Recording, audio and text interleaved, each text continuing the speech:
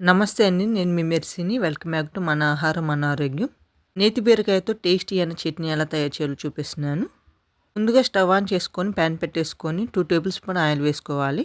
Oil heat అయ్యాక ఒక 10 పచ్చిమిర్చి ఇలా తుంచి వేసుకోవాలి. పచ్చిమిర్చి ఇలా వేయించుకున్న తర్వాత బౌల్లో వేసేసుకొని టమాటాలు 3, 4 ఇలా ఫ్రై చేసుకోవాలి. నార్మల్ బీరకాయకి అయితే పీల్ తీసేస్తాము. ఈ నేతి బీరకాయకి పీల్తోనే చట్నీ తయారు చేసుకుంటే టేస్ట్ చాలా బాగుంటుంది.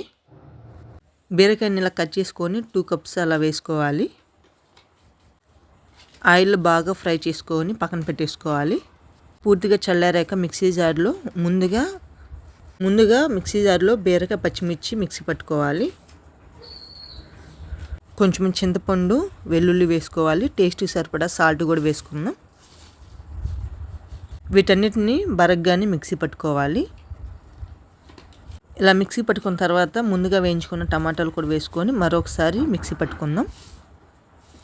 చట్నీకి నేను పోపు ఏం తయారు చేయట్లేదండి, ఇలానే సర్వ్ చేసుకుంటున్నా. వేడివేడి అన్నంలో నెయ్యి కొంచెం వేసుకొని ఈ చట్నీతో సర్వ్ చేసుకుంటే చాలా టేస్టీగా ఉంటుందండి. మీరు కూడా ఎప్పుడైనా ఒకసారి ట్రై చేసి ఎలా వచ్చిందో కామెంట్స్ పెట్టండి. నా ఛానల్ ఫస్ట్ టైం చూసినట్లయితే ప్లీజ్ సబ్స్క్రైబ్ చేసి లైక్ చేయండి. మరిన్ని కొత్త వీడియో నోటిఫికేషన్ కోసం గంట సింబల్ క్లిక్ చేయండి. ఈ రెసిపీ మీకు నచ్చినట్లయితే ప్లీజ్ లైక్ చేయండి, షేర్ చేయండి, సబ్స్క్రైబ్ చేయండి. Thank you for watching.